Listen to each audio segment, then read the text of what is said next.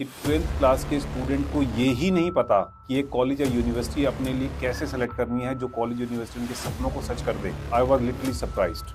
अच्छे अच्छे बड़े बड़े रेप्यूटेड स्कूल्स के बच्चों को अगर ये चीज़ नहीं पता, अगर उन्होंने अपने लिए अच्छा सा कॉलेज और यूनिवर्सिटी सेलेक्ट नहीं किया, तो उनके साथ देश के फ्यूचर का क्या होगा। उनका फ्यूचर तो खराब होगा ही होगा, उनके साथ देश का जो भविष्य है वो भी अंधकार की तरफ जाएगा। मैं अपने माँ बाप के प्रेशर में ये करता जा रहा हूँ। मंजिल तो पता है बच्चे को कि मुझे वहाँ जाना है, बट उस मंजिल तक पहुँचने का रास्ता नहीं पता।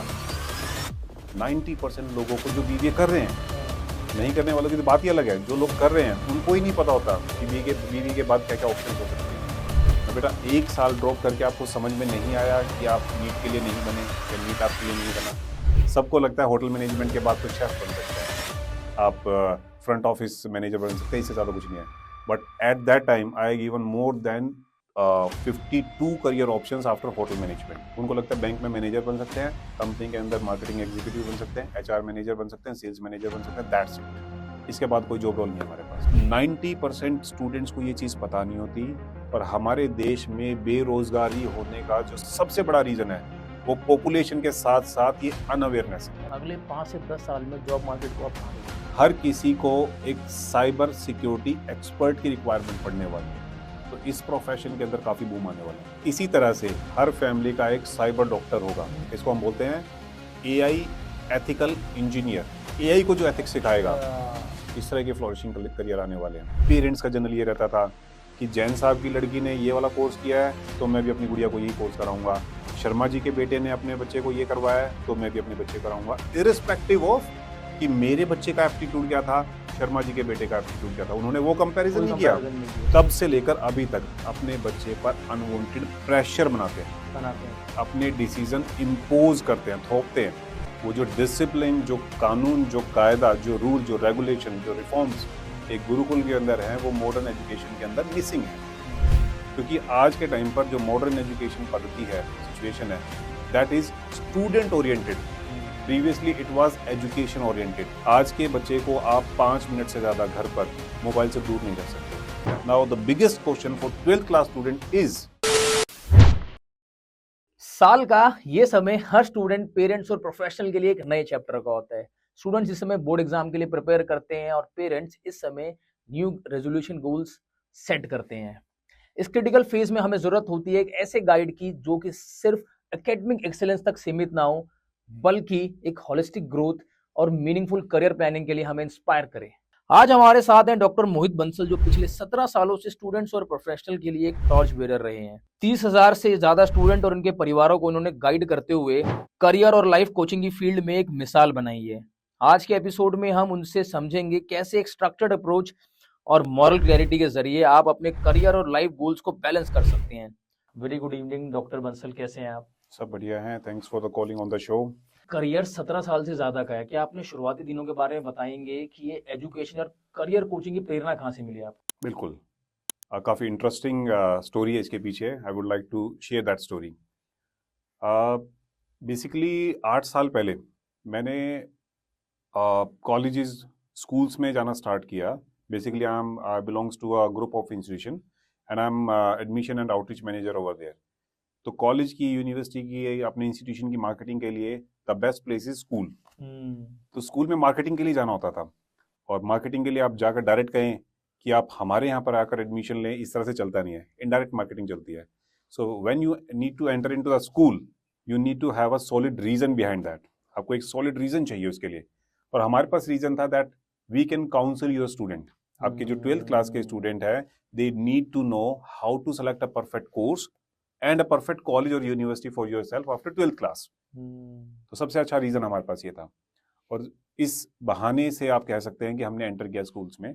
और जब ये हमें पता चला कि 12th क्लास के स्टूडेंट को ये ही नहीं पता कि एक कॉलेज या यूनिवर्सिटी अपने लिए कैसे सेलेक्ट करनी है जो कॉलेज यूनिवर्सिटी उनके सपनों को सच कर दे, आई वॉज लिटरली सरप्राइज्ड। पहले तो मेरे लिए सिर्फ एक बहाना था, बट उसके बाद मुझे लगा कि अच्छे अच्छे बड़े बड़े रेप्यूटेड स्कूल्स के बच्चों को अगर ये चीज़ नहीं पता, अगर उन्होंने अपने लिए अच्छा सा कॉलेज और यूनिवर्सिटी सेलेक्ट नहीं किया, तो उनके साथ देश के फ्यूचर का क्या होगा। उनका फ्यूचर तो खराब होगा ही होगा, उनके साथ देश का जो भविष्य है वो भी अंधकार की तरफ जाएगा। हम कह तो देते थे 2047 तक भारत विकसित होगा, हम्म, लेकिन अगर हमारे बच्चों का फ्यूचर विकसित नहीं हुआ, अगर वो सेटिस्फाइड नहीं है अपने करियर से, तो कैसे होगा? फिर मुझे लगा कि मुझे सोशल कोज के लिए ये करना चाहिए। यही तो फाउंडेशन है। यस, यही हम तो हमेशा फाउंडेशन कहते है। हैं कि जो यंग पॉपुलेशन है हमारे इस देश की, यही तो हमारी फाउंडेशन है। जी। तब मैंने इसको एज अ पैशन बनाया हम्म, कि मुझे ये चीज़ करनी चाहिए, और स्टूडेंट्स को, उनके टीचर्स को, प्रिंसिपल को ये पता होना चाहिए कि बच्चा एक अपने बाद 12th क्लास के बाद कैसे अच्छा कोर्स और कॉलेज सेलेक्ट करे। अगर ये दोनों चीज़ें अच्छे से सेलेक्ट होगी तो उसके भविष्य को उजाले की तरफ ले जाने से कोई नहीं रोक सकता।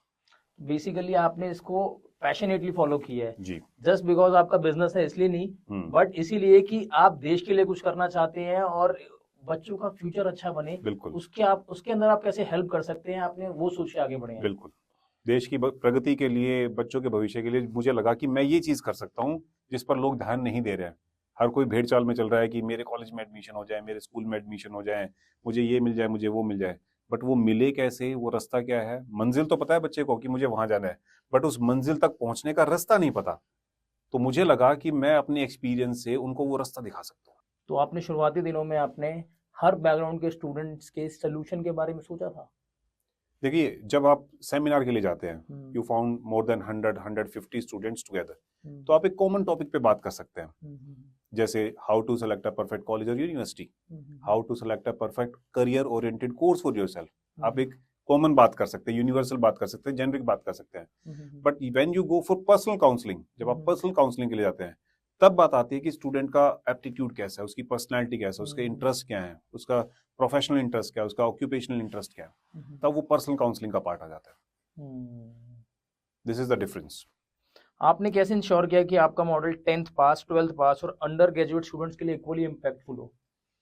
देखिए, 10th क्लास के स्टूडेंट के लिए सबसे बड़ा जो क्वेश्चन है, जो इमीडिएट क्वेश्चन है, how to select a stream after 10th class. सबसे 10वीं के इम्पोर्टेंट बाद है 11th क्लास में अपने लिए सब्जेक्ट कैसे चूज करे, वो सबसे इंपॉर्टेंट है। ऑफ कोर्स बड़ा क्वेश्चन है करियर, करियर कहाँ बनाना बट चाह उस रहे हैं। करियर तक पहुंचने के लिए सबसे पहला जो स्टेप आएगा वो आएगा अच्छी सी स्ट्रीम अपने लिए सिलेक्ट करे। वो स्ट्रीम उसके सब्जेक्ट इंटरेस्ट के हिसाब से, उसके ऑक्यूपेशनल इंटरेस्ट के हिसाब से, उसकी पर्सनैलिटी के हिसाब से, उसके एप्टीट्यूड के हिसाब से सुटेबल होना चाहिए। One thing. अब बात आती है 12th क्लास के स्टूडेंट के लिए। 12th क्लास के स्टूडेंट ने अपना 11th और 12th का अपना टेन्योर कंप्लीट कर लिया है। Now the biggest question for 12th class student is how to select a course and college. तो मेरे जो सेशन रहते हैं 10th क्लास के स्टूडेंट के लिए, आप स्ट्रीम कैसे सेलेक्ट करें अपने लिए अच्छी सी, 12th क्लास के स्टूडेंट के लिए अपने लिए कोर्स और कॉलेज कैसे सेलेक्ट करें। और फिर बात आती है अंडर ग्रेजुएशन स्टूडेंट की। अब उसके लिए जो उसको पता ही नहीं है कि आपके पास कौन कौन सी स्किल्स होनी चाहिए, और वो स्किल्स, इंडस्ट्रियल स्किल्स कैसे आप इनकलकेट कर सकते हैं अपने आप में। तो कॉलेज के स्टूडेंट से मैं बात करता हूं तो स्किल्स के बारे में बात करता हूं कि आप इस बैकग्राउंड से बिलोंग करते हैं, you must have these kind of skill set, you must have these kind of skill set. आप मैनेजमेंट बैकग्राउंड के स्टूडेंट हैं तो आपके पास ये स्किल्स होनी चाहिए, आप इंजीनियरिंग बैकग्राउंड के स्टूडेंट तो ये होनी चाहिए, आप आर्किटेक्चर बैकग्राउंड के स्टूडेंट हैं तो आपके पास ये स्किल्स होनी चाहिए। तो जब वो कॉन्वर्जेशन करते हैं या फिर जब काउंसलिंग सेशन में बैठते हैं, तो जी। आपको वो खुद कहते हैं ना, ऑब्जर्वेशन से पता लग जाता होगा कि इसके अंदर कौन सी स्किल्स जो आपको दिख रही हैं, आप उस तरफ उनको गाइड कर सकते हैं। इसके लिए पर्सनल काउंसलिंग की रिक्वायरमेंट होती है। आप 1-to-1 काउंसलिंग में जाना चाहते हैं तो आपके लिए अलग रूट है। आप ओवरऑल आप 50 लोगों से, 100 लोगों से, 120 लोगों से बात कर रहे हैं तो आप एक जेनरिक टॉपिक पे बात करेंगे। Of course when a student asks such questions, तो वो क्वेश्चन पूछता है तो उसको क्वेश्चन का आंसर जो मिलता है वो उसके इंटरेस्ट के हिसाब से मिलता है। ऑफ कोर्स शुरुआती दिनों की कोई ऐसी मुश्किलें जो आपके करियर कोचिंग फिलॉसफी को शेप करती है? बहुत ज़्यादा कोई मुश्किल नहीं आई थी, बट ये था कि हाँ, स्टूडेंट्स हैं, स्टूडेंट्स 120 125 स्टूडेंट एक साथ बैठते हैं, तो उनको अट्रैक्ट करने के लिए, उनको अपनी तरफ ध्यान केंद्रित करने के लिए आपको कुछ ऐसी बातें बोलनी पड़ती हैं जिनको सुन के उनको लगे कि हाँ, हमारे लाइफ के लिए, हमारे करियर के लिए, हमारे जीवन के लिए बहुत इंपॉर्टेंट कुछ है। तो वो थोड़ी सी मुश्किल है, अदरवाइज कोई खास मुश्किल नहीं। 30,000 से ज्यादा स्टूडेंट्स और उनको पेरेंट्स को गाइड करना अपने आप में एक बड़ी रिस्पॉन्सिबिलिटी है। क्या आपको कोई ऐसी कहानी याद है जब आपने किसी 10th पास स्ट्रगलिंग स्टूडेंट को या फिर एक करियर स्विचिंग अंडर ग्रेजुएट को गाइड करने में मदद की और उसका जीवन बदला हो? हाँ, मैं आपको एक स्टोरी बता सकता हूँ, इंटरेस्टिंग स्टोरी जो मुझे हमेशा याद रहती है। Last year this story belongs to a 12th class pass student. उसने last year in 2023 he met me, he came to my home with his parents, उसके माता पिता उसके पेरेंट्स भी साथ में आए, और 12th पास स्टूडेंट था। 12th उसने पीसीबी से किया था, फिजिक्स केमिस्ट्री और बायोलॉजी। और वो मुझसे मिले और उन्होंने बताया कि मुझे 2 साल हो गए ड्रॉप किए हुए।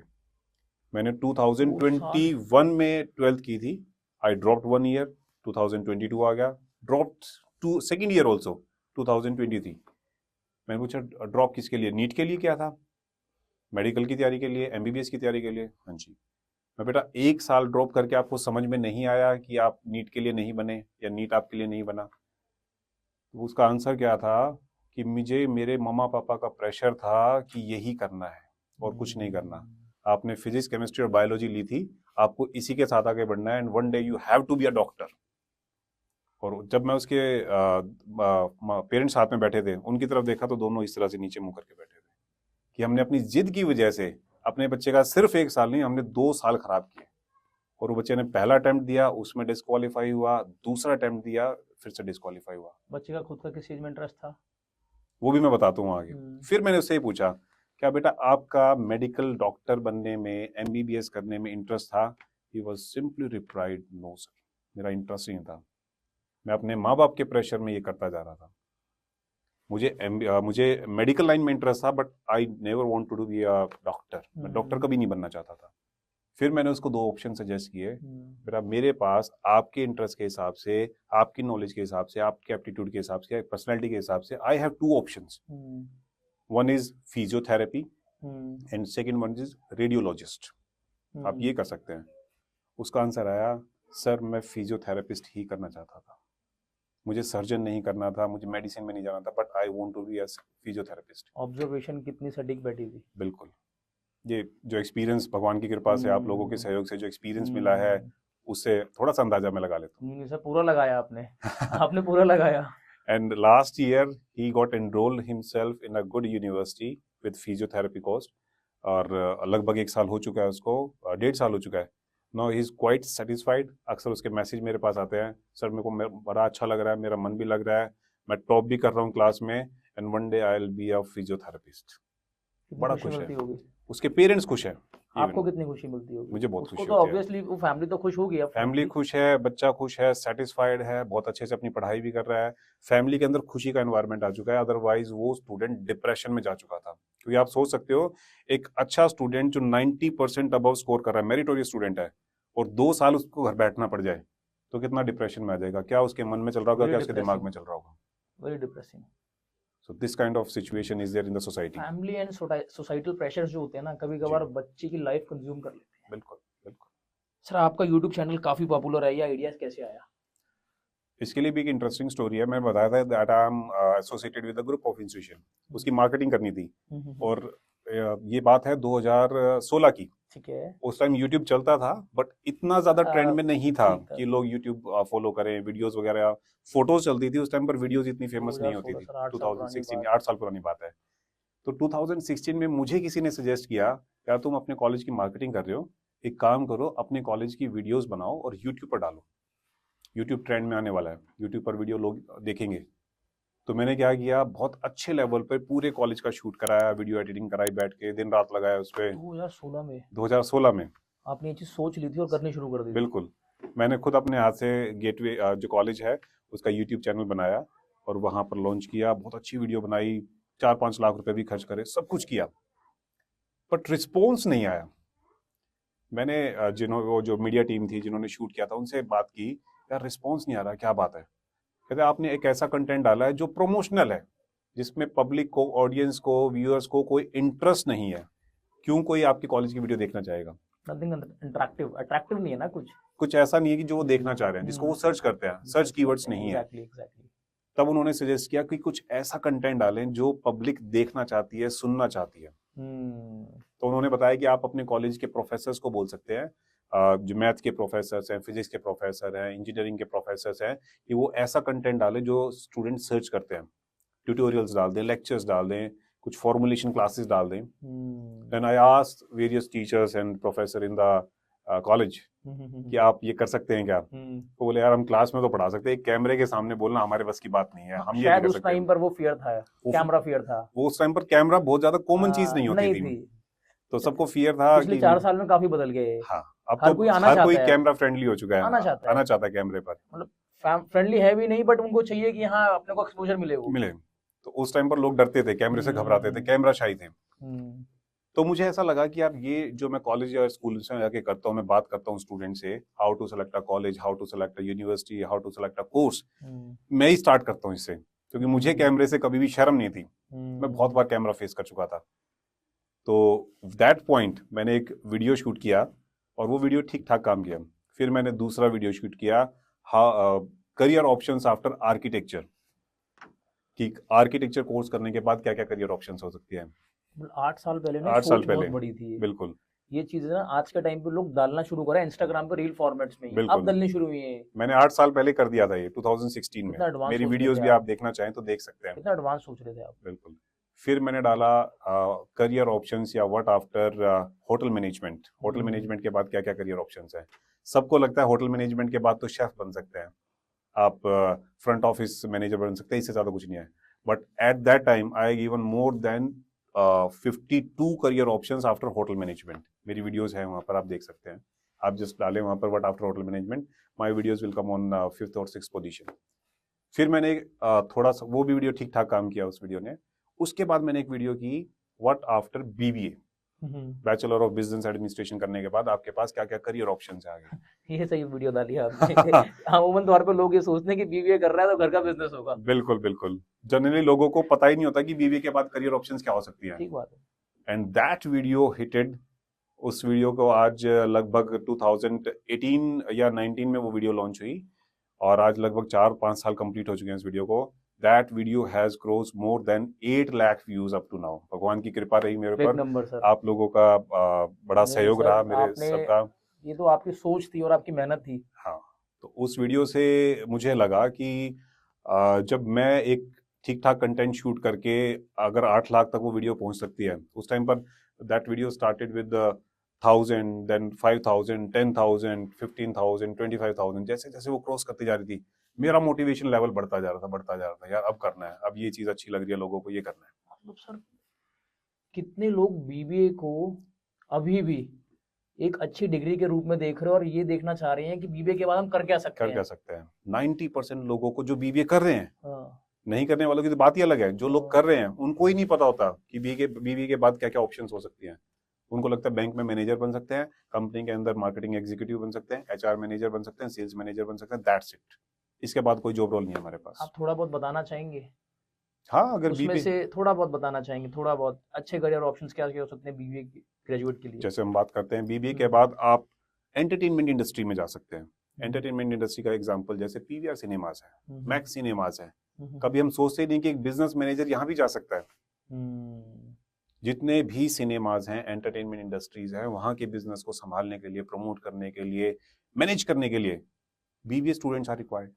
That's it. Yes, of course. बच्चे सोचते ही नहीं इस बारे में कि एंटरटेनमेंट इंडस्ट्री भी हमारे लिए बनी हुई है। कितनी बड़ी इंडस्ट्री है। आप एक पीवीआर सिनेमा में चले जाएं, ठीक ठाक सिनेमा में चले जाए, you will find more than 50 employees. अगर आप सब मिलाकर देख लेंगे तो एक सिनेमा में बड़े आराम से मिल जाएंगे आपको।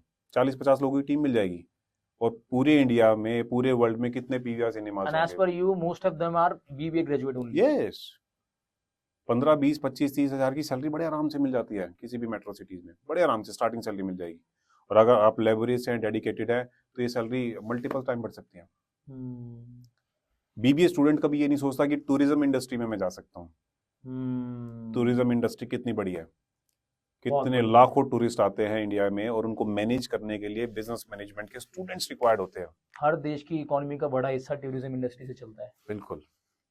इंडिया के अंदर लाखों टूरिस्ट आते हैं हर साल, करोड़ों टूरिस्ट आते हैं हर साल। तो इस तरह से बहुत सारी करियर ऑप्शंस हैं जो बीबीए में अगर करूंगा तो 1 घंटा तो बीबीए की बात पर निकल जाएगा। ठीक बात है सर, आपने वो कंटेंट उस टाइम पे इतने देर का बनाया है तो कुछ तो अगर आपकी वीडियो के माध्यम से कुछ लोग वो वीडियो देखना चाहते हैं तो अभी भी सर्च कर सकते हैं what after BBA, jobs after BBA, career after BBA. मेरी वीडियो उनको मिल जाएगी बड़े आराम से। जितना डाल के डालना है बस तो आ जाएगी उससे। यस, 5वीं 6वीं आप पहले तो टॉप पोजीशन पर आती थी, अभी मैंने बहुत टाइम से चेक नहीं किया है, 5वें या 6ठे रैंक पर होगी क्योंकि वीडियो। हो सकता है कि थोड़ा पुराना वीडियो है तो बिल्कुल। थोड़ा दूसरे और देश नई वीडियो को भी तो मिलना चाहिए, जो नया लोग कंटेंट बना रहे हो, यूट्यूब की एल्गोरिदम उनको भी तो प्रमोट करेगी ना। ठीक बात है सर, जी। ठीक बात है। आप अपने कंटेंट को कैसे डिजाइन करते हैं कि वो हर प्रोफेशन और हर क्वालिफिकेशन लेवल के स्टूडेंट्स को रिलेट कर सके? देखिए, जब भी मैं कोई कंटेंट डिजाइन करता हूँ, जैसे मैं बता रहा हूँ, मैंने बीबीए की जब वीडियो डिजाइन की, तो मेरे माइंड में सबसे जरूरी चीज होती है कि स्टूडेंट को चाहिए क्या, मेरे व्यूअर्स को, मेरी ऑडियंस को, या एक नॉर्मल स्टूडेंट को, एक करियर ओरिएंटेड स्टूडेंट को चाहिए क्या।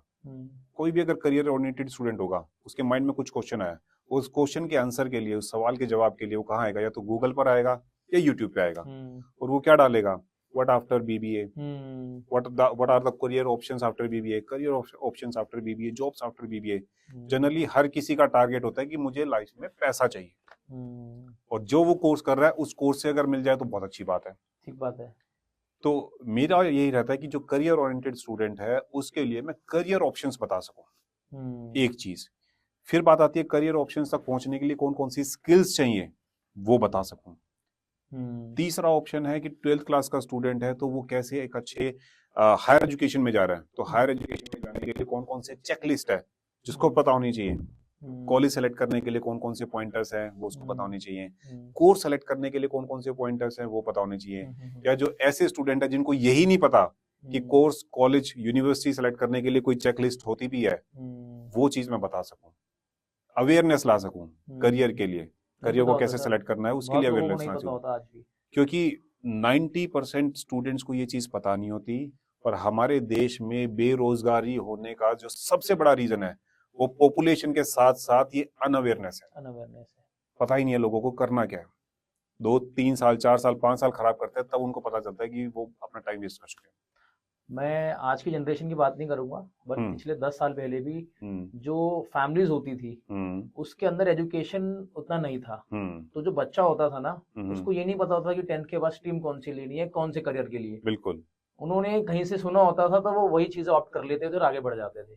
2 तरीके होते थे इसके, या तो स्टूडेंट ने कहीं से फैमिली में या अपने रिलेटिव्स में या अपने नोन में, अपनी फ्रेंडशिप में कहीं से सुन लिया कि वो ये कर रहा है तो मैं भी यही कर लेता हूँ, मेरे फ्रेंड ने ये किया तो मैं भी ये कर लेता हूँ, मेरे कजन ने ये कर लिया तो मैं भी ये कर लेता हूँ, मेरे सिबलिंग ने ये कर लिया, मेरे बड़े भाई बहन ने कर तो मैं भी ये कर लेता हूँ। पेरेंट्स का जनरल ये रहता था कि जैन साहब की लड़की ने ये वाला कोर्स किया है तो मैं भी अपनी गुड़िया को यही कोर्स कराऊंगा, शर्मा जी के बेटे ने अपने बच्चे को ये करवाया है तो मैं भी अपने बच्चे को कराऊंगा, इरिस्पेक्टिव ऑफ कि मेरे बच्चे का एप्टीट्यूड क्या था, शर्मा जी के बेटे का एप्टीट्यूड क्या था। उन्होंने वो कंपैरिजन नहीं किया, लेकिन कोर्सेज का कंपेयर कर लिया। इंटरेस्ट भी नहीं देखा ना, इंटरेस्ट भी नहीं देखा, एप्टीट्यूड भी नहीं देखा, पर्सनालिटी कुछ भी नहीं मैच किया, बट उन्होंने कर लिया कि उन्होंने वो कोर्स किया तो मेरे बच्चा भी यही कोर्स करेगा। और वो उसके अपने बच्चे के ऊपर आज से नहीं, 20-25 साल 30 साल पुरानी बातें हैं, तब से लेकर अभी तक अपने बच्चे पर अनवांटेड प्रेशर बनाते हैं, अपने डिसीजन इम्पोज करते हैं, थोपते हैं।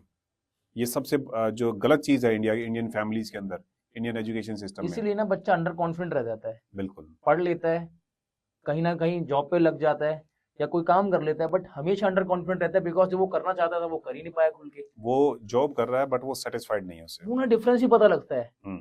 एक बच्चा है जिसको फैमिली सपोर्ट मिला है, फैमिली एजुकेशन मिली है, फैमिली से वो चीजें ना पास ऑन हुई है, जो जैसे करियर अगर आगे बढ़ना है तो क्या क्या ऑप्शंस हो सकते हैं, इंटरेस्ट किस चीज में है वो जान के उनको बताया गया, गाइड किया गया है उस बच्चे में। और जिस बच्चे को आज तक इम्पोज किया चीजें इम्पोज की गई है, दोनों के अंदर ना फर्क पता लगता है। एक बच्चे में कॉन्फिडेंस अलग ही दिखेगा और एक बच्चे में कॉन्फिडेंस है ही नहीं। तो वो जो डिफरेंस है ना, वो सिर्फ जॉब कर रहा है, वो उसको एंजॉय नहीं कर रहा।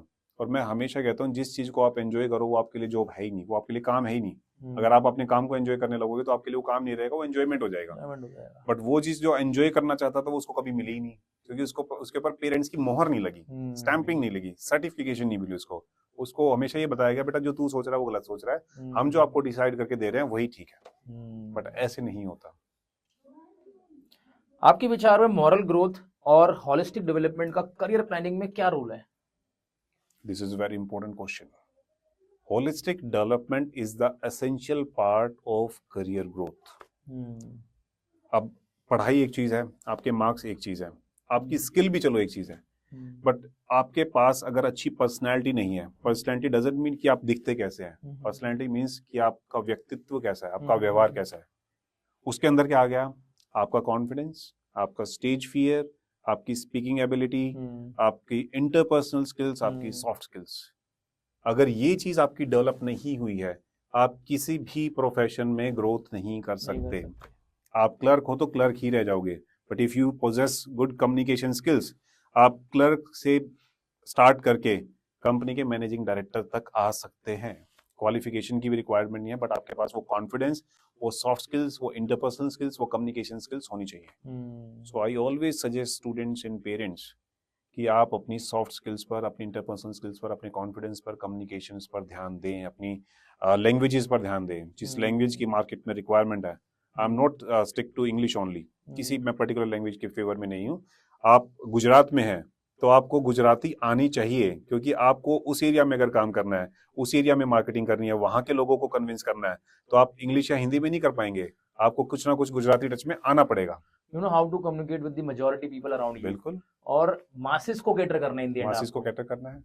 मैं कहता हूँ कि आपको एक हरियाणवी, ठेठ हरियाणवी बिजनेसमैन है जिसका करोड़ों का बिजनेस है, आप उसको इंग्लिश में दिन रात बैठकर समझा दें, आप अपनी बात कभी भी नहीं समझा पाएंगे। आधे घंटे के अंदर वो उठाकर भगा देगा आपको। बिल्कुल ठीक बात बोल। लेकिन आप जैसे उसके साथ उसकी टोन में बात करेंगे, वो आपकी बात को समझेगा भी, उसको वैल्यू भी देगा, हो सकता है आपके साथ डील भी क्रैक कर जाए। बिल्कुल ठीक बात है। अभी इसका एक उदाहरण ये भी है, अभी ना रिसेंटली मैं रियल एस्टेट इंडस्ट्री में, जैसे आप जानते हैं, दुबई में कुछ ना रियल एस्टेट एजेंट्स हैं जो प्रॉपर्टी ब्लॉगिंग करते हैं, तो उनकी वीडियोस देखता हूँ मैं देख के आराम था आजकल वहाँ पे क्या वीडियोस आ रही हैं। वहाँ पे ठेठ हरियाणवी में ब्लॉगिंग चल रही है दुबई में ठेठ Haryanvi blogging. And those people are watching these videos. People in Delhi, nearby Delhi, Haryana are watching these videos, तो वो उन्हीं लोगों को टारगेट कर रहे हैं। Okay. पंजाबी में ब्लॉगिंग चल रही है दुबई में। तो ये ना वैसा ही है जैसा आप ये देखते हैं ना, ये आजकल क्रिकेट मैचेस आईपीएल होता है, डिफरेंट लैंग्वेजेस में लग गया है। पहले होता था हिंदी में, इंग्लिश में, अब क्या है बिहारी में भी हो रहा है, हरियाणवी में भी हो रहा है। तो रीजनल ऑडियंस को कैटर कर रहे हैं, रीजनल ऑडियंस के लिए ऑडियंस को कैटर कर रहे हैं। तो उसी हिसाब से ना, जैसा आपने बोला कि किसी भी लैंग्वेज पे मास्टरी हो, लेकिन होनी चाहिए। बिल्कुल ठीक बात बोली सर आपने। आप अपने एनवायरनमेंट के हिसाब से, अपनी सिचुएशंस के हिसाब से अपने आप को अडॉप्ट करें। Adaptability is another skill. Environment के हिसाब से, जगह के हिसाब से, लोगों के हिसाब से, एनवायरनमेंट के हिसाब से आप अपने आप को अडॉप्ट करें। अडैप्टेबिलिटी बहुत सारे स्टूडेंट्स के अंदर, बहुत सारे लोगों के अंदर अडॉप्टेबिलिटी ही नहीं होती, वो रिजिड होते हैं कि हम तो ऐसे ही हैं। जो ऐसा ही है तो वो फिर ऐसा ही रह जाएगा, प्रॉस्पर नहीं कर पाएंगे ना सर। जो ऐसा है तो फिर लाइफ कभी एक जैसी नहीं रहती है। बिल्कुल, you have to change with the society, you have to change with the system. ठीक बात है। तो जैसा आपने कहा अभी, करियर प्लानिंग में मॉरल ग्रोथ और हॉलिस्टिक डेवलपमेंट का बहुत इंपॉर्टेंट रोल है अकॉर्डिंग टू यू। बिल्कुल। तो इसमें आप एक्स्ट्रा करिकुलर एक्टिविटीज और मॉरल वैल्यूज को क्या इक्वली इंपॉर्टेंस मानते हैं? देखो, मॉरल एथिक्स वो तो बेसिक है आपका, वो तो आपके संस्कार जो हैं वो पूरी लाइफ आपके साथ चलेंगे। अगर आपको बेसिक एथिक्स, मॉरल एथिक्स, आपको संस्कार नहीं मिले तो आप लाइफ में बहुत ज्यादा आगे नहीं बढ़ सकते। जैसे एक सिंपल सी बात है, हमें सिखाया गया कि अपने बड़ों की रिस्पेक्ट करो। अब रिस्पेक्ट करने का तरीका ये है कि आप उनके पैर छू सकते हैं, उनको विश कर सकते हैं, उनको नमस्ते कर सकते हैं, उनके सामने झुक सकते हैं। जनरली ये तरीका होता है। इसका रीजन क्या है? हमारे पेरेंट्स ने हमें ये चीज सिखाई इसलिए ताकि हम अपने बड़ों से सीख सकें। उनको रिस्पेक्ट करेंगे तो वो जो बात सामने से बोल रहे हैं उनको हम ग्रैब कर सकें और उसके अंदर से एक्सट्रैक्ट निकाल के अपने अंदर इम्प्लीमेंट कर सकें। ये हमारी फैमिली ने हमें सिखाया। तो this is the basic moral ethics. आप कभी भी अपने मॉरल एथिक्स को छोड़ देंगे तो आपकी लर्निंग खत्म हो जाएगी। आपकी लर्निंग खत्म होगी तो you are equal to animal. आप एक जानवर के समान है, क्योंकि उसने भी कुछ नहीं सीखा, उसने सिर्फ खाना, पचाना और जो तीसरी चीज है वही सीखी है, उसके अलावा कुछ सीखा नहीं है, सोना। उसको रिस्पेक्ट वगैरह वो ये चीजें नहीं पता है। तो आप में और जानवर में फर्क ही नहीं रहेगा कि अगर आपकी लर्निंग खत्म होगी तो मॉरल एथिक्स का बहुत इंपॉर्टेंट रोल है लाइफ में एज फॉर द लर्निंग, सीखने के लिए। क्योंकि सीखने की कोई जगह नहीं होती, सीखने के लिए कोई पर्टिकुलर इंसान नहीं होता, सीखने के लिए कोई मौका नहीं होता। आदमी को हर पल जहाँ कुछ अच्छा मिल रहा है वो उससे सीखता है, और अगर सीखेगा तभी आगे बढ़ेगा। और ये चीज आई मॉरल एथिक्स से, जब आपकी फैमिली ने आपको सिखाया होगा कि सामने वाले से सीखना है, सामने वाले की रिस्पेक्ट करनी है, आपसे छोटा भी है, आपसे बड़ा भी है, बड़ा है तो किसी अलग तरीके से रिस्पेक्ट करनी है, छोटे को अलग तरीके से प्यार करना है, एक फैमिलियर एनवायरनमेंट बनाना है। ये जो मॉरल एथिक्स है ये बहुत ज्यादा रिक्वायर्ड है। मैंने सुना था अभी पीछे किसी ने ना, मैंने कहीं पे एक लाइन सुनी थी बहुत बढ़िया, आपकी इसी बात से एक लाइन दिमाग में आई है कि पीछे कोई तानसेन की बात चल रही थी, हम्म तो उन्होंने एक लाइन मारी, कह रहे मैं बहुत अच्छा तानसेन हूँ, हम्म इसीलिए बहुत अच्छा तानसेन हूँ। हम्म तो being a good listener is also very important. जैसे एक अच्छा लर्नर होना इंपॉर्टेंट है, वैसे एक अच्छा लिसनर होना भी इंपॉर्टेंट है। You can't be a good speaker if you are not a good listener. आप एक अच्छे श्रोता हैं तभी एक अच्छे वक्ता बन सकते हैं। आप श्रोता अच्छे नहीं है तो वक्ता भी अच्छे नहीं बन नहीं बन सकते। सकते हैं। आप पहले लोगों को सुने और फिर उम्मीद करें कि लोग आपको सुनेंगे। This is the required. तो सर ये बहुत अच्छा मैसेज है ऑडियंस के लिए। जी और ये ऐसा नहीं है कि कुछ नई बात बताई है, जी, बात वही है, पुरानी है, लेकिन बट लोग भूल जाते हैं भूल इसको। जाते हैं। हर कोई बोलना चाहता है, वो चाहता है कि बस दुनिया में मेरी बात है जो सबसे ऊपर है और उसी को सुन लिया जाए। और मेरा मानना क्या है, जो आदमी कम बोलता है, ज्यादा सुनता है, वो ज्यादा अच्छी तरक्की करता है वो जीवन में। लर्निंग कर रहा है, वो Learning सीख कर रहा रहा है। है सर। बिल्कुल। तो ये स्टूडेंट्स के लिए, बिकॉज आपका पॉडकास्ट जो है ज्यादातर स्टूडेंट्स और प्रोफेशनल्स स्टूडेंट्स और देखेंगे, पेरेंट्स के पेरेंट्स लिए, देखेंगे। पेरेंट्स के लिए। क्या आपको लगता है कि मॉरल एथिक्स के साथ साथ स्पिरिचुअल अवेकनिंग करियर क्लैरिटी के लिए बहुत इंपॉर्टेंट है? देखो, करियर क्लैरिटी में स्पिरिचुअल अवेकनिंग की जो भूमिका है उसका रोल मैं बताता हूँ आपको। हम अपने धर्म से जुड़ते हैं, किस लिए? आपको क्या लगता है? मैं आपसे एक क्वेश्चन पूछता हूँ कि हम अपने धर्म से, अपने रिलीजन से, हमारे माँ बाप, हमारे पेरेंट्स हमें क्यों अटैच करते हैं? इसका एक सिंपल सा रीजन है कि हम अपने भगवान से, अपने अल्लाह से, अपने जीसस से, अपने ईश्वर से, अपने गुरु से सीख सकें। जो उन्होंने अपनी लाइफ में अच्छी अच्छी चीजें की, वैसी हम भी करने की कोशिश करें। हमें सिखाया जाता है कि डेली भगवान के सामने हाथ जोड़ने हैं, हमें आरती करनी है, हमें धूप बत्ती करनी है, हमें मंदिर जाना है। उसका रीजन जहां तक मैं समझता हूँ वो ये होता है कि जो हमारे भगवान ने अपनी लाइफ में धरती पर जो जितने भी चमत्कार किए या अपनी जीवन में उन्होंने जो जो काम किया, जैसे हम एग्जाम्पल ले लेते हैं मर्यादा पुरुषोत्तम राम। वो मर्यादा से बंधे हुए थे, वो पुरुषों में उत्तम थे, उन्होंने अच्छे अच्छे काम किए, उन्होंने राक्षसों का विनाश किया। उस टाइम पर उस समय की रिक्वायरमेंट ये थी। और आज की रिक्वायरमेंट ये है कि आज के जो राक्षस है, आज की जो कुरीतियां हैं, आज की जो मुश्किलें हैं, उनका हमें सामना करना है, जैसे उन्होंने अपने जीवन में किया। इसलिए हमें कहा जाता है कि हम अपने भगवान की पूजा करें। इसी तरह से दूसरे रिलीजन में भी है। तो अपने आप को एक बेहतर इंसान बनाने के लिए हम ये चीजें करते हैं, और बेहतर इंसान ही अपने करियर में आगे बढ़ सकता है। आप सोचिए, जो आलसी है, जो दूसरों की बात नहीं समझता हो, जो दूसरों से लड़ता झगड़ता हो, जिसके घर में आए दिन झगड़े होते हैं, जिसकी किसी से बनती नहीं है, जो दूसरों की रिस्पेक्ट नहीं करता, क्या ऐसे लोग जीवन में आगे बढ़ सकते हैं? आप किसी भी बिजनेसमैन को देख लो, आप अपने फादर साहब को देख लो, उनको 40 साल हो गए हैं काम करते हुए। अगर वो दूसरों से लड़ते झगड़ते, या उनकी नहीं बनती, या अपने क्लाइंट्स को ढंग से हैंडल नहीं करते, या अपने परिवार से उनकी नहीं बनती, तो कितना आगे बढ़ सकते थे? तो इसलिए मॉरल एथिक्स की, स्पिरिचुअल अवेकनिंग की, होलिस्टिक डेवलपमेंट की, ये सारी चीजें कंबाइन करके करियर को अपलिफ्ट करती हैं, अलोंग विद द एजुकेशन। वो तो एसेंशियल पार्ट है ही है। These are the supplements.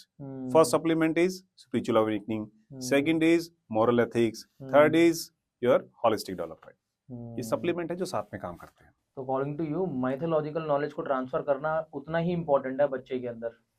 Knowledge भी, और साथ में वो प्रैक्टिसेस भी। बहुत से लोग कहते हैं मंदिर जाने से क्या होता है? मंदिर जाने से ये होता है कि अब भगवान के आगे हम झुकते हैं। और वो झुकने का मतलब ये है कि उन्होंने जो जीवन में संदेश दिए, अपनी लाइफ में जो उन्होंने मैसेजेस दिए, चाहे वो गुरु हो, चाहे भगवान हो, चाहे वो अल्लाह हो, चाहे ईश्वर हो, जो उन्होंने अपनी लाइफ में संदेश दिए, उनको हम फॉलो कर सके और इम्प्लीमेंट कर सके अपनी लाइफ में। क्या गुरुकुल वो माध्यम बन सकता है? बिल्कुल बन सकता है। गुरु, मेरे माइंड में जब भी गुरुकुल का नाम आता है तो first thing which came to my mind is discipline. वो जो डिसिप्लिन, जो कानून, जो कायदा, जो रूल, जो रेगुलेशन, जो रिफॉर्म्स एक गुरुकुल के अंदर है, वो मॉडर्न एजुकेशन के अंदर मिसिंग है। क्योंकि आज के टाइम पर जो मॉडर्न एजुकेशन पद्धति है, सिचुएशन है, that is student oriented. Previously it was education oriented. अब वो स्टूडेंट ओरिएंटेड हो चुकी है। जो स्टूडेंट को चाहिए, उनके कंफर्ट को देखा जा रहा है, उसके कंफर्ट लेवल को देखा जाता है, उसके हिसाब से वो एजुकेशन कंफर्ट हो चुकी है। But gurukul education still possess discipline. उसमें गुरु से ऊपर कुछ भी नहीं है, शिक्षा से ऊपर कुछ नहीं है, अनुशासन से ऊपर कुछ नहीं है।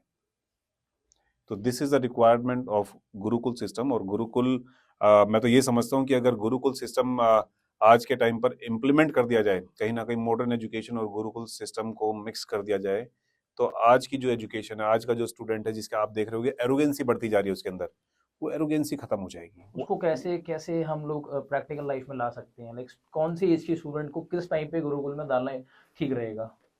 मेरे हिसाब से एक 7-8 साल का जो स्टूडेंट है उसको अगर 2-3 साल का गुरुकुल का एक्सपोजर दिलाया जाए तो वो जो टाइम होता है वो ऐसा टाइम होता है जब उसके अंदर एडोलसेंस आ रही है, जब उसके अंदर वो एरोगेंसी जनरेट हो रही है, जब उसके अंदर वो अनवांटेड एटीट्यूड आ रहा है, जब वो डिस्ट्रैक्ट हो रहा है अपनी लाइफ में, जब अपने पेरेंट्स की बात कम सुनना स्टार्ट करता है, जब वो अपने थोड़े से खुद के डिसीजन अपनी लाइफ में इंप्लीमेंट करना स्टार्ट जब करता वो है, वी से मी पे आ जाता है। हाँ, जब वो वी से मी पे आ जाता है तो वो सबसे अच्छा टाइम है कि उसको 2-3 साल गुरुकुल का एक्सपोजर दिलाया जाए। And good thing will be कि वो अपने धर्म के साथ, अपने शास्त्रों के साथ, अपने रिलीजन के साथ कनेक्ट भी हो पाएगा, और साथ साथ में उसकी लाइफ में एक जो बहुत जरूरी चीज है, डिसिप्लिन भी आएगा। साथ ही साथ आई से वाई पे, आई से वाई पे आएगा। छोटी छोटी बातें हैं सर। बिल्कुल बिल्कुल। अच्छा, आपने बोला कि 2-3 साल के लिए, हम्म बट कई जगहों पे 2-3 साल के लिए पॉसिबिलिटी नहीं है। हम्म हमारे यहाँ पे ना जो एजुकेशन होती है उसमें समर हॉलीडेज मिलते हैं बच्चों को, जी साल में 2 महीने के, जी मई जून अराउंड। जी। तो उस टाइम पर भी बच्चों को डाला जा सकता है गुरुकुल में, क्या कहना है आपका इस? अगर पॉसिबल है तो वो भी कर सकते हैं। मैं समझता हूँ कि आज के टाइम पर बहुत सारी ऐसी मेट्रो सिटीज हैं जहाँ पर गुरुकुल नहीं एग्जिस्ट करते हैं, तो वो इस टाइम का यूज कर सकते हैं। वो जो 1.5 महीने का समय मिलता है तो वो किसी ऐसी जगह पर अपने बच्चे को भेज सकते हैं, उनके एरिया से 40 किलोमीटर, 50 किलोमीटर, 100 किलोमीटर, 200 किलोमीटर दूर है, वहाँ अपने बच्चे को 1-1.5 महीने के लिए ड्रॉप कर सकते हैं, और वो उसका एक ऐसा ट्रेनिंग पीरियड रहेगा जहाँ वो जाकर अपनी लाइफ में डिसिप्लिन को इनकलकेट कर पाएगा, डिसिप्लिन की वैल्यू समझेगा कि हाँ, एक ऐसी लाइफ ऐसी भी है, और इस अनुशासन से मैं अपने जीवन को आगे बढ़ा सकता हूँ। सबसे इंपॉर्टेंट बात है इसकी इंपॉर्टेंस समझना। बच्चे को अनुशासन की इंपॉर्टेंस ही नहीं पता है।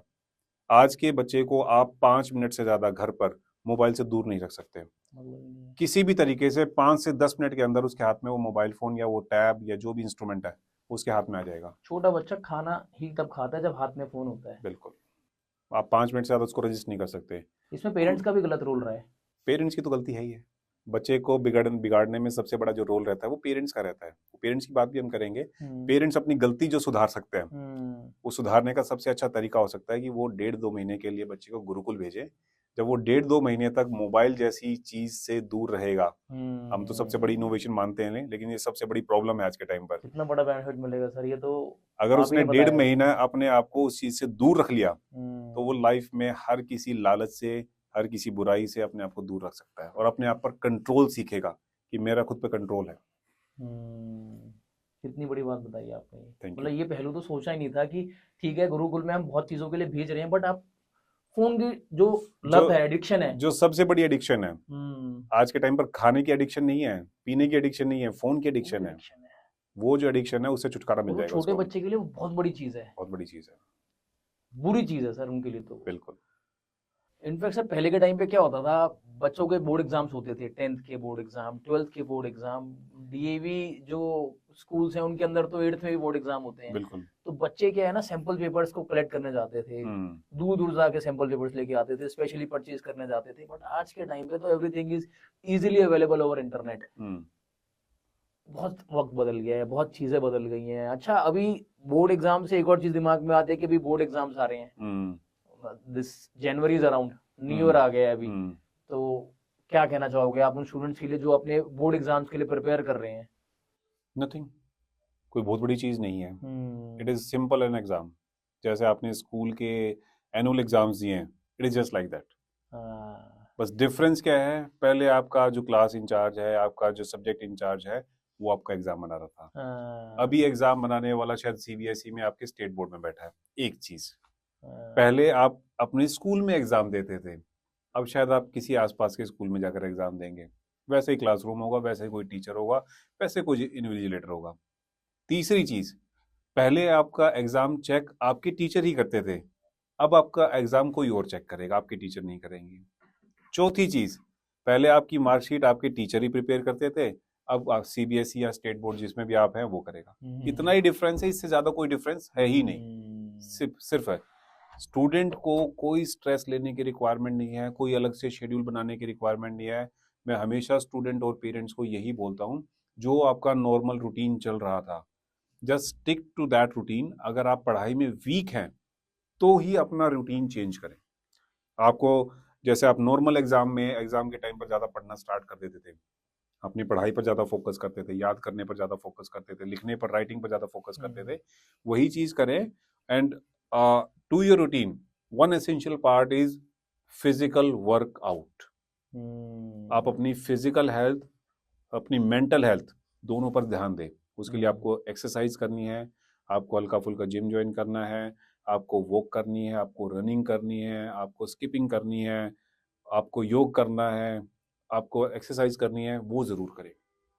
और सबसे अच्छा तरीका है स्टूडेंट लाइफ में फिजिकल एक्टिविटी करने का, आप कोई भी स्पोर्ट्स कर लें। आप बैडमिंटन खेल लें, आप क्रिकेट खेल लें, आप फुटबॉल खेलें, जितना भी स्ट्रेस आपके माइंड में है पढ़ाई को लेकर या किसी और चीज़ को लेकर, उस स्ट्रेस को दूर करने के लिए सबसे अच्छा तरीका है sports, physical work, in any form. Any form. आप बिल्कुल, मैं गारंटी के साथ कह सकता हूँ कि पेरेंट्स अपने बच्चों के साथ इम्प्लीमेंट कर सकें, स्टूडेंट डायरेक्ट इम्प्लीमेंट करें ये चीज़। आप जब खेलने के बाद रेस्ट करके पढ़ाई करने के लिए बैठेंगे, आपको सबसे अच्छी चीज़ आपकी पढ़ाई लगने लगेगी। आपको अपनी बुक से, अपनी नोटबुक से प्यार हो जाएगा। स्ट्रेस तो आपने रिलीज कर ही दिया ना, रिलीज कर दिया आपका। आप खेल भी चुके हैं, आपका एंटरटेनमेंट भी हो चुका, आपका फिजिकल वर्कआउट भी हो चुका। अब आपकी बॉडी कहेगी ठीक है, अब कुछ लर्न करते हैं, कुछ पढ़ते हैं, आप कुछ समझते हैं, because you are a student, you are made for study. Sir student अगर भूल भी जाए, चलो जी this is just another exam like any other exam, बिल्कुल। बट फैमिली और सोसाइटी प्रेशर का सही से सामना करे स्टूडेंट। देखो मैं वही तो बात कह रहा हूँ ना कि पेरेंट्स को किसी भी तरह का स्टूडेंट पे प्रेशर नहीं बनाना चाहिए। This is just a ordinary exam. And what about society? बेटा तेरे तो बोर्ड एग्जाम है। अगर पेरेंट बच्चे के साथ है तो सोसाइटी में कोई भी ऐसा नहीं है जो उस बच्चे को टोक सके। पहले पेरेंट्स की बात आती है हमेशा। मैं हमेशा कहता हूँ पेरेंटिंग, अगर पेरेंट बच्चे के साथ है, अगर पेरेंट ने बोला कि बेटा बाहर जाकर खेल, आधा घंटा खेल के आ, उसके बाद पढ़ियो, तो किसी की हिम्मत नहीं है नेबरहुड के अंदर, सोसाइटी के अंदर, रिलेटिव्स के अंदर, नॉन्स के अंदर, फ्रेंडशिप के अंदर, कि उस बच्चे का खेलने से मना कर। बच्चा खुद ही हंस देगा। हाँ वो बना रही है आंटी जी। आंटी कुछ भी नहीं है ऐसा, मैंने जैसे स्कूल के एग्जाम दिए थे वैसे मैं ये कर लूंगा। बट हाँ यहाँ पे ये चेंज हो जाता है कि 10th के बाद बच्चे को स्ट्रीम चूज करने को पड़ती है और 12th के बाद उसके लिए कॉलेज और जैसा आपने कहा था एक यूनिवर्सिटी, डिग्री, यूनिवर्सिटी और कोर्स, ये चीजें बदल जाती हैं। ये तो देखो अलग चीज है। इसमें सबसे जरूरी चीज है पेरेंट्स के साथ स्टूडेंट को अवेयर होना कि ये जो हम सिलेक्शन कर रहे हैं, stream selection after 10th class is the first and foremost and the most important decision of the career. इसमें अगर गलती कर दी तो लगा लो 30-40% आप अपने करियर के साथ खिलवाड़ कर रहे हैं। अब बात ये आती है कि ये करें कैसे।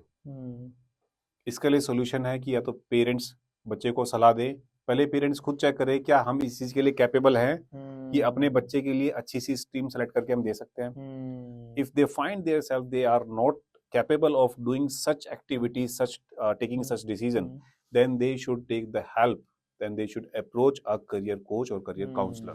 उनको लगता है कि हम ये ठीक तरीके से नहीं कर सकते हैं तो हम किसी करियर काउंसलर से बात कर लेते हैं।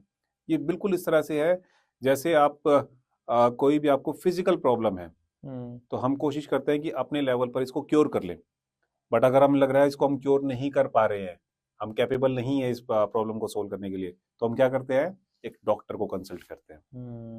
हम अपने फिजिकल इश्यूज के लिए जब डॉक्टर से कंसल्ट करते हैं तो हम अपने करियर के लिए क्यों ना करें। क्या शर्म वाली बात है। और किसी भी शहर के अंदर आप देखेंगे, आप नेट पर सर्च करें या किसी से भी पता करेंगे, you will easily find a career coach over there. अगर आपके शहर के अंदर फिजिकली मिलने के लिए आपके पास करियर कोच नहीं है तो आप ऑनलाइन सर्च कर सकते हैं। बहुत सारी ऑनलाइन सर्विसेज हैं। मैं अपने जो करियर सीकर्स हैं, पेरेंट्स हैं, 90% मुझसे ऑनलाइन कांटेक्ट कर, बहुत आसान है। जैसे मैं अपनी अगर बात करूं तो मेरी जो वेबसाइट है careerjano.com, उस पर भी आप जा सकते हैं। मेरी कॉन्टैक्ट डिटेल है वहां पर, आप मुझसे मिलने के लिए स्लॉट बुक कर सकते हैं, ऑनलाइन मिलना चाहें, ऑफलाइन मिलना चाहें। So it is very easy to connect in today's era with a consultant और करियर कोच। आप किसी करियर काउंसलर से बड़े आराम से मिल सकते हैं और उनसे आप बात कर सकते हैं कि हमें अपने बच्चे के लिए स्ट्रीम सिलेक्शन में प्रॉब्लम आ रही है, हमें अपने बच्चे के लिए कोर्स सिलेक्शन में प्रॉब्लम आ रही है, हमें अपने बच्चे के लिए यूनिवर्सिटी और कॉलेज सेलेक्ट करने में प्रॉब्लम आ रही है, तो इसका सोल्यूशन क्या है। क्योंकि ये वो डिसीजन है जो बच्चे का फ्यूचर डिसाइड करेगा। बिल्कुल। अगर उसने यहाँ पे गलत स्ट्रीम ले ली, गलत कॉलेज ले लिया, तो समझ लो करियर के साथ खिलवाड़ हो जाएगा। तो ये खिलवाड़ ना पेरेंट्स को करना है ना बच्चों को करना है। अगर पेरेंट्स को नहीं पता तो उन्हें खराब करने का हक नहीं है। बिल्कुल, वो ना समझी से खिलवाड़ कर देंगे। देखो parents is the one who is the most responsible, और वो अपने बच्चे का कभी भी बुरा नहीं चाहेंगे। लेकिन हाँ हर जी। चीज पेरेंट को पता हो ऐसा जरूरी तो नहीं है ना। वो Lack of अपनी knowledge। फील्ड में एक्सपर्ट हो सकते हैं, लेकिन इस फील्ड के वो एक्सपर्ट हो ना हो ऐसा जरूरी नहीं है। नहीं है सर, नहीं है। हम्म। अच्छा, कोई ऐसे एग्जाम्पल बता सकते हैं जहाँ पे स्टूडेंट ने सोसाइटल प्रेशर के बावजूद, फैमिली प्रेशर के बावजूद अपनी लाइफ में अपने पैशन को फॉलो किया, कुछ ऐसा फॉलो किया जो कि हटके था? बिल्कुल, एक एग्जांपल है मेरे पास। मेरे एक सीनियर हैं, मुझसे काफ़ी सीनियर है, फ्रेंड तो नहीं बोलूँगा, लगभग मुझसे 10-12 साल सीनियर है। तो उनका बेटा है। अच्छा, वो हमारी अग्रवाल फैमिली से ही बिलोंग करते हैं।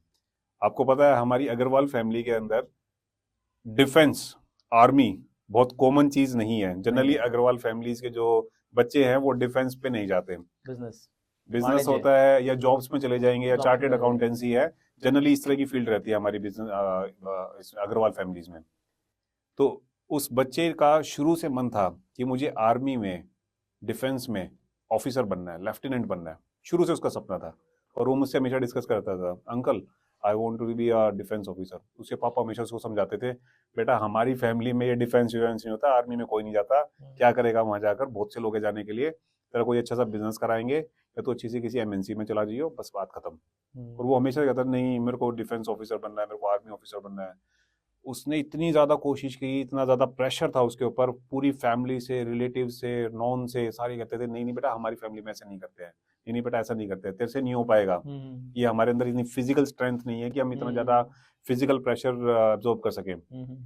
लेकिन लिटरली उस लड़के ने 12th कंप्लीट की अच्छे मार्क्स के साथ, एनडीए का एग्जाम दिया, सीडीएस क्लियर किया, एसएसबी क्लियर किया, and today he is a lieutenant in the army. Kudos to him। तो उसने अपने जितना Commendable। भी सोसाइटल प्रेशर था उसको बियर किया और अपने सपने को, अपने ड्रीम को पूरा किया। आज उसके माँ बाप उस पर गर्व करते हैं, उसको सैल्यूट करते हैं कि हमारी फैमिली से हमने नहीं सोचा था कि कभी कोई डिफेंस ऑफिसर हो सकता है। मेरे उसने parents। पुणे, खड़कवासला पुणे से अपनी ट्रेनिंग पूरी की और उससे 2 साल हो गए कमीशन हुए। Now he is a lieutenant in the army. मेरे फादर साहब भी चाहते थे कि मैं एनडीए का एग्जाम दूं और आर्मी सर्विसेज ज्वाइन करूं, बट मेरा इंटरेस्ट किसी और चीज में था, इंटरेस्ट तो नहीं था, वो इंटरेस्ट मैच नहीं बट हुआ वो तो करना चाहते नहीं थे कि चाहिए। मैं करूं, बिकॉज वो भी चाहते थे अपने टाइम पे। यही तो गड़बड़ होती है ना कि वो जो चाहते हैं और हमारे ऊपर वो इम्पोज किया बट जाता है उन्होंने कि आप वो इम्पोज नहीं करो। किया मुझ पे कभी भी। हाँ, वो वो कहते इम्पोज थे नहीं कि करना चाहिए। तू ये कर सकता है, हम्म बट मैं ये कहता था कि ठीक है, मैं स्पोर्ट्स में अच्छा रहा हूँ शुरू से, तो मैंने कहा मैं कर सकता हूँ, बट मेरा मन नहीं है, मेरा इस चीज में ज्यादा मन है। तो कह रहे जो तेरे को सही लगता है वो कर आखिरी में। बिल्कुल, होना भी ऐसे चाहिए। उन्होंने हमारे को अगर कभी ज्यादा गाइड नहीं किया ना, बट उन्होंने हमें फ्री हैंड दिया कि तेरे को जहां से जो अच्छा लगता है तू कर ले। एटलीस्ट उन्होंने हमारे को फ्री छोड़ा कि तुझे जहां से जो सही लगता है, जिधर से अच्छी गाइडेंस मिलती है वो चीज सुन और कर। ये चीज इंपॉर्टेंट है। ये चीज पहले के टाइम पे तो ये सब चीजें इतनी नहीं मिलती थी, पहले डिसीजन थोपे जाते थे। तो जाते थे। कॉमन मिसकंसेप्शन जो स्टूडेंट करियर प्लानिंग में करते हैं। देखो, सबसे पहला जो स्टेप अभी आपने डिस्कस किया वो ये था 10th के बाद स्ट्रीम सिलेक्शन। स्ट्रीम सिलेक्शन जो सिंसियर स्टूडेंट है, अवेयर्ड स्टूडेंट है, अवेयर्ड पेरेंट है, वो तो अपने स्टूडेंट को, अपने बच्चे को बताते हैं कि बेटा स्ट्रीम सिलेक्शन लेना है तो ऐसे लेना है, ये आपके सब्जेक्ट इंटरेस्ट को मैच करता है, ये आपकी पर्सनैलिटी को मैच करता है, ये आपकी एप्टीट्यूड को मैच करता है, ये आपके करियर एस्पिरेशन को मैच करता है। बट 70% स्टूडेंट क्या करता है कि मेरे फ्रेंड ने वो कोर्स किया है, वो स्ट्रीम ली है, वो सब्जेक्ट्स लिए हैं, उसने अगर नॉन मेडिकल लिया है तो मैं भी नॉन मेडिकल लूंगा। अभी जिक्र भी किया था आपने। यस, मेरी फिजिक्स अच्छी नहीं है, मेरी केमिस्ट्री अच्छी नहीं है, मेरा मैथमेटिक्स अच्छा नहीं है, लेकिन फिर भी मैं नॉन मेडिकल लूंगा। तो ये चीजें चेक करने वाली हैं, क्या हमारा इंटरेस्ट उन सब्जेक्ट्स में है, क्या हम वाकई में उन सब्जेक्ट्स को पढ़ना चाहते हैं, क्या हमारी स्किल्स हैं उनमें, क्या हमारा इंटरेस्ट है, क्या उनको पढ़ के हम जो बनना चाहते हैं वो कंप्लीट हो जाएगा हमारा सपना। प्रिय मेडिकल ले रही तो मैं भी लूंगा। यस, ये भी तो एक सर, ये भी तो एक लड़कियों को देखकर भी लड़के कोर्स चूज करते हैं, स्ट्रीम चूज सर। करते हैं। तो ये सबसे बड़ी प्रॉब्लम है। सेम चीज आती है कॉलेज सिलेक्शन में और कोर्स सिलेक्शन में। हम लाइफ में बनना चाहते हैं, सपोज करो एक्चुअली, हम रोमियो बन के रह जाते हैं सर। रोमियो बन के रह जाते हैं। हमने ले लिया इंजीनियरिंग पढ़ ली, हम बनना चाहते थे एक्चुअली, हमें बनना था पायलट, हमने कर लिया चार्टेड अकाउंटेंसी। तो अपने करियर एस्पिरेशंस को मैच करो कि हम लाइफ में क्या बनना चाहते हैं, उसके अकॉर्डिंग पहले सब्जेक्ट सेलेक्ट करो स्कूल के अंदर 11th और 12th क्लास में, और 12th के बाद जब आप कोर्स सेलेक्ट कर रहे हो, हायर एजुकेशन में जा रहे हो, तो उसके अकॉर्डिंग अपने कोर्सेज सेलेक्ट करो। आप ये चीज़ चेक करो कि आपने पायलट बनना था, तो पायलट बनने के लिए क्वालिफिकेशन क्या है, और सबसे अच्छे कॉलेजेस कौन से हैं, सबसे अच्छी यूनिवर्सिटीज़ कौन सी हैं, और वहाँ पर सिलेक्शन का एंट्रेंस प्रोसीजर क्या है। This is need to be known. But ये इतनी रिसर्च करने का टाइम बच्चे के पास है नहीं है। उसको तो ये लगता है कि प्रिया जहाँ गई है मुझे तो वहां जाना है ना। तो उस चीज से हमें बचना है। ये 2-4-5% स्टूडेंट करते हैं सर, करते हैं, गड़बड़ करते हैं। मतलब बिग नंबर है, छोटा नंबर नहीं है ये। बिल्कुल बिल्कुल, this is a significant number. Sir एक ना ये भी होता है कि बच्चों को लगता है कि अच्छी एजुकेशन चाहिए। आपने बोला अच्छे कॉलेजेस, अब्रॉड जाएंगे, स्कूल टाइम पे माँ बाप एक गलती करते हैं, बच्चों को बोर्डिंग में भेज देते हैं। तो ठीक है ये? देखो, कुछ हद तक ठीक है, कुछ हद तक नहीं है। अगर आप अपने बच्चे को घर में ही अच्छी शिक्षा दे दो, अच्छा माहौल दे दो, अच्छा एनवायरनमेंट दे दो, अच्छे संस्कार दे दो, अच्छे मॉरल एथिक्स दे दो, तो बोर्डिंग की रिक्वायरमेंट ही क्या। आपको वाकई में लगता है कि आपका स्टूडेंट, आपका बच्चा, आपका वार्ड इनडिसिप्लिन है और आपकी कोशिशों से उसके अंदर इम्प्रूवमेंट नहीं आ रहा है, आपने उम्मीद ही हार लिया है, जब आपको लगता है कि आपसे नहीं हो पा रहा है, then you should take the decision of forwarding your ward towards hostel and boarding. एक चीज। अब दूसरी बात आती है, आपने जो दूसरा पॉइंट उठाया एब्रोड एजुकेशन का। अब वो पहले का टाइम होता था जबकि लगता था कि बाहर जाकर ही एजुकेशन अच्छी मिल सकती है। हमारा अभी जो ऑफ कैमरा डिस्कशन हो रहा था, मैंने एक यूनिवर्सिटी का नाम आपसे लिया था। उस यूनिवर्सिटी के जो फाउंडर्स हैं, ट्रस्टी हैं, वो सब बाहर से पढ़े हुए हैं, और उस यूनिवर्सिटी ने, उन फाउंडर्स ने सपना देखा कि हमें अपने माँ बाप से, अपनी फैमिली से दूर जाना पड़ा और करोड़ों रुपए, लाखों रुपए खर्च करना पड़ा अच्छी एजुकेशन लेने के लिए। क्या हम उन फेलिसिटेटर्स को, उन प्रोफेसर्स को, उन टीचर्स को इंडिया में लाकर नहीं कर सकते? तो उन्होंने अपना हार्ड कोर इनकम जो है, हार्ड अर्निंग इनकम है, उसको खर्च किया, एक अच्छा सा यूनिवर्सिटी सेटअप किया, और उन सब प्रोफेसर के जिनके हमने कभी नाम सुने थे, जो अच्छे प्रोफेसर्स हैं, जो चाहे वो अब्रॉड से हो चाहे वो इंडिया से हो, उन सबको उस यूनिवर्सिटी में, उस कैंपस में इकट्ठा किया और स्टूडेंट को बाहर जाने से रोका कि हमारा बच्चा हमारे देश से पढ़ेगा, बाहर के बच्चे को हम अपने देश में लेकर आएंगे, हमारा बच्चा बाहर नहीं जाएगा। बहुत बढ़िया विजन रहा है। बिल्कुल। और इस तरह की सिर्फ एक यूनिवर्सिटी नहीं है, अब इंडिया में इस तरह की बहुत सारी ग्लोबल यूनिवर्सिटीज आ चुकी हैं, जो इंडिया का एजुकेशन सिस्टम है that is considerably more significant and more conceptual based as compared to the education system which are incorporated in abroad. हमारा सिस्टम, एजुकेशन सिस्टम काफी स्ट्रॉन्ग है। अच्छा, इसका इम्पैक्ट ना पेरेंट्स पे भी पड़ता है। बच्चों को भेज तो देते हैं, पहले भेजा इन्होंने बोर्डिंग, बोर्डिंग में बच्चा जाता है ना, ठीक है, काफी चीजें सीखता है, बट वो काफी चीजें गलत भी सीख के आता है। बिल्कुल। पहला तो आपने अपना इमोशनल टच खत्म कर दिया। बिल्कुल। आपने एक दूसरे से वो प्यार खत्म जो किया ना, उससे बच्चा दूर रहना सीख जाता है। बिल्कुल। बच्चा एक अपनी दुनिया बना लेता है। 99% चांस है कि वो घर लौट के वापस नहीं आएगा। अब वो आएगा भी तो टेम्परेरी आएगा, और वो अगेन डिमांड करेगा कि मुझे अपनी आगे की एजुकेशन के लिए फिर से हॉस्टल चाहिए। हॉस्टल, हाँ, 12th के बाद तो वो बोलेगा मुझे अपनी जो मेरे को कॉलेज करना है ना, मुझे बाहर भेज दो, मुझे अब्रॉड भेज दो, मैं बाहर जाके पढ़ूंगा। क्योंकि वो एक सिचुएशन में आ चुका है, वो एक ऐसे सिस्टम में आ चुका है, वैसे एनवायरनमेंट में आ चुका है जिसमें उसको इंटरफेरेंस और डिस्टर्बेंस बर्दाश्त नहीं है। उसको सोना भी अकेले है, रहना भी अकेले है, खाना भी अकेले है, उसको किसी तरह की इंटरफेरेंस नहीं चाहिए। तो उस इंटरफेरेंस में डालने वाले उसके पेरेंट्स ही थे। अब जो उन्होंने उसको बचपन से एनवायरनमेंट दिया है, उसी को उसने जिया है, उसी से फील किया है और उसको आगे फील करना चाहता है।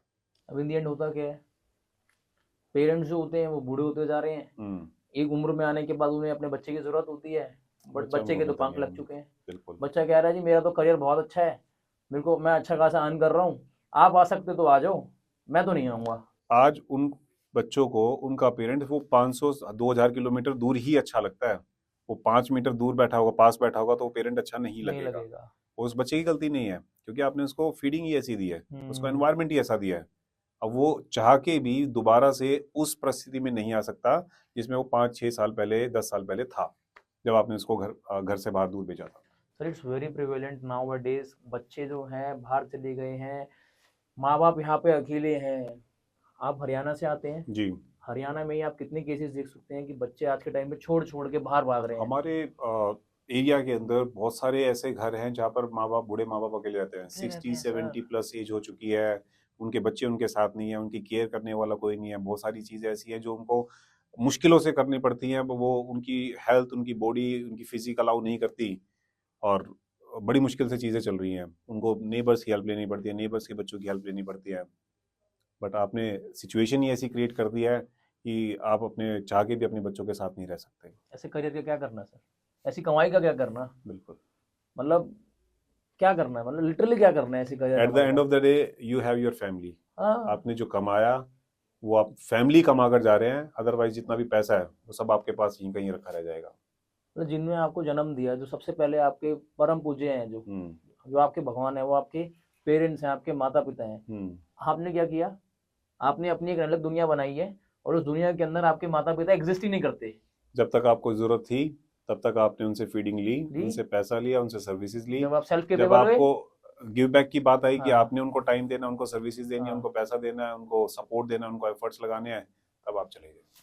तो आप ऐसे स्टूडेंट्स के लिए और ऐसे पेरेंट्स के लिए क्या कहना चाहेंगे जो अपने बच्चों को अच्छी शिक्षा के लिए, अच्छी एजुकेशन के लिए बाहर भेज रहे हैं, in any form, school days में बोर्डिंग भेज रहे हैं और कॉलेज के टाइम पर, ग्रेजुएशन के टाइम पर उनको अब्रॉड भेज रहे हैं? आप थोड़ा सा इसको अगर रिफ्रेम करके बताएंगे तो आप क्या बताना चाहेंगे? मैं यही बताना चाहूंगा कि अगर आप अपने बच्चे को शुरू से टाइम दे रहे हैं, हम्म, बात सारी घूम फिर कर आती है टाइम पर, हम्म, कि अगर आपने अपने बच्चे को टाइम, देखो माँ के पेट से कोई भी बच्चा बिगड़ कर नहीं आता, वो न्यूट्रल रहता है, ना वो पॉजिटिव है ना वो नेगेटिव है।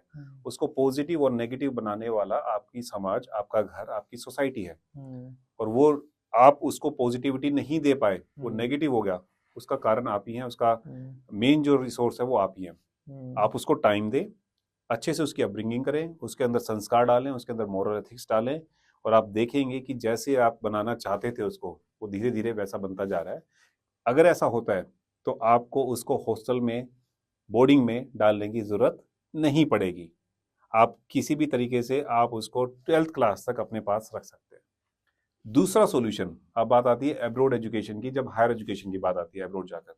अब मैंने आपको सॉल्यूशन इसका बता दिया कि इंडिया में रहकर भी बहुत सारी यूनिवर्सिटीज हैं। अब वो वाली बात नहीं रही कि इंडिया के अंदर यूनिवर्सिटीज नहीं है, अच्छे कॉलेजेस नहीं है, अच्छी एजुकेशन नहीं है। इंडिया के अंदर आज 400 से ज्यादा प्राइवेट यूनिवर्सिटीज हैं, 400 से ज्यादा। आईआईटी का नेटवर्क कितना बड़ा हो गया, एम्स का नेटवर्क कितना बड़ा हो ये तो आप गया, आईआईएम्स का नेटवर्क कितना बड़ा हो गया। गवर्नमेंट इंस्टीट्यूट बता रहा हूँ, मैं प्राइवेट इंस्टीट्यूट और यूनिवर्सिटी, एग्जैक्टली। प्राइवेट यूनिवर्सिटीज की बात बता रहा हूँ। 400 से ज्यादा हाँ, प्राइवेट यूनिवर्सिटीज हैं। आज वो बात नहीं है कि आप आईआईटी से इंजीनियरिंग करेंगे या फिर गवर्नमेंट इंस्टीट्यूट से इंजीनियरिंग करेंगे तो ही आपको अच्छी जॉब मिलेगी। बहुत सारे प्राइवेट इंस्टीट्यूट और यूनिवर्सिटीज हैं जो आपको इंजीनियरिंग के बाद, एमबीबीएस के बाद, लॉ के बाद, चार्टेड अकाउंटेंसी तो चलो इसके अंदर नहीं आता, मैनेजमेंट कोर्सेज के बाद, कंप्यूटर कोर्सेज के बाद, बहुत अच्छी अच्छी वोकेशनल कोर्सेज के बाद अच्छी अच्छी जॉब दिला सकती है। व्हाई डोंट यू अंडरस्टैंड, आज के टाइम पे जितने भी बड़ी बड़ी कंपनीज हैं, एमएनसीज हैं, उनके जो सीईओज हैं, they are from India. And India के होने के बावजूद ऐसा नहीं है कि उन्होंने एजुकेशन वहीं से ली है। मोस्ट ऑफ देम उन्होंने अपनी एजुकेशन हिंदुस्तान से ही ली है और वो उनको उनकी प्लेसमेंट भी यहीं से हुई है। बिल्कुल। और आज भी जो अच्छे इंजीनियर्स निकलते हैं यहाँ से, हिंदुस्तान से, जिनके अच्छे पैकेजेस मिलते हैं, वो सब यहीं से तो उनकी प्लेसमेंट होती है। बिल्कुल। ऐसा नहीं है उन्होंने बाहर जाके पहले दोबारा एजुकेशन ली। वो पहले का टाइम था जब बहुत सारे हाँ। रिसोर्सेज नहीं थे, बहुत अच्छे इंस्टीट्यूट्स नहीं थे, सिर्फ गवर्नमेंट इंस्टीट्यूशन थे। उनके गेट के बाहर बहुत बड़ी लाइन लगी हुई थी, तो एडमिशंस नहीं हो पाते थे। तो स्टूडेंट को लगता था, पेरेंट्स को लगता था कि हमें बच्चे को पढ़ने के लिए बाहर भेजना पड़ेगा। ऑफ कोर्स बहुत सारे ऐसे वर्ल्ड लेवल इंस्टीट्यूशंस है, यूनिवर्सिटीज है, जिनका कंपैरिजन आज भी नहीं है। बट हर कोई स्टूडेंट ऑक्सफोर्ड के लिए तो नहीं बना, हर कोई स्टूडेंट आईआईटी के लिए तो नहीं बना, हर कोई स्टूडेंट कैम्ब्रिज के लिए तो नहीं बना, हर कोई स्टूडेंट स्टैनफोर्ड के लिए तो नहीं बना। तो हमारे पास ऑप्शंस बहुत सारी है, बस एक्सप्लोर करने वाली बात है। आप अच्छे से ऑप्शन को एक्सप्लोर करें, आपको अपने घर के आसपास 50, 60, 100, 200 किलोमीटर के रेडियस में बड़े आराम से कोई अच्छा सा कॉलेज और यूनिवर्सिटी मिल जाएगा इंडिया में। सर, हर स्कूल से, हर कॉलेज से बहुत ब्रिलियंट माइंड्स निकलते हैं। बिल्कुल। तो ठीक है, you am for the best one ji. But अगर नहीं मिलता है, दैट डजंट मीन कि आपकी लाइफ खत्म है, आपका करियर खत्म हो गया, ऐसा कुछ भी नहीं नहीं है। है। आज के टाइम पर नहीं है वो। 50 साल की उम्र में भी आप लाइफ में कुछ बड़ा कर सकते हो। बिल्कुल।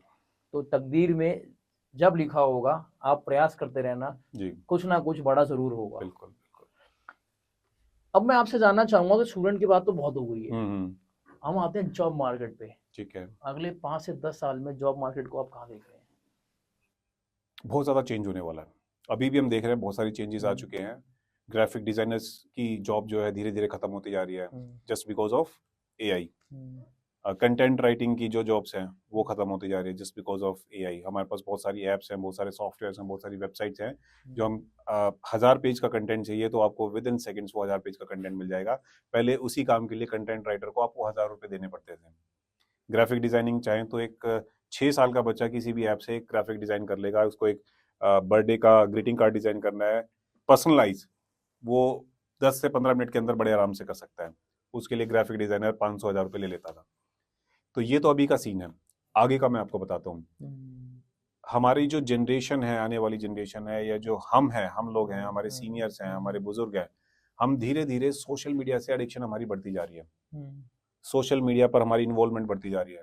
हमारे 4, 5, 6, 7 अकाउंट बने हुए हैं। तो हमें साइबर सिक्योरिटी की बहुत ज्यादा रिक्वायरमेंट पड़ेगी। आप देख रहे हैं कि आजकल एक नई टर्म चल रही है, डिजिटल अरेस्ट, जिसमें इतना ज्यादा थ्रेट वो कर देते हैं, बंदे को फोन करके परेशान कर देते हैं कि हम सीबीआई से बोल रहे हैं, हम कस्टम से बोल रहे हैं, बैंक से बोल रहे हैं, इस बैंक से बोल रहे डिपार्टमेंट से बोल रहे हैं। तो इतने ज्यादा साइबर थ्रेट्स हैं, इतने ज्यादा साइबर क्राइम्स हो रहे हैं, हर किसी को एक साइबर सिक्योरिटी एक्सपर्ट की रिक्वायरमेंट पड़ने वाली है।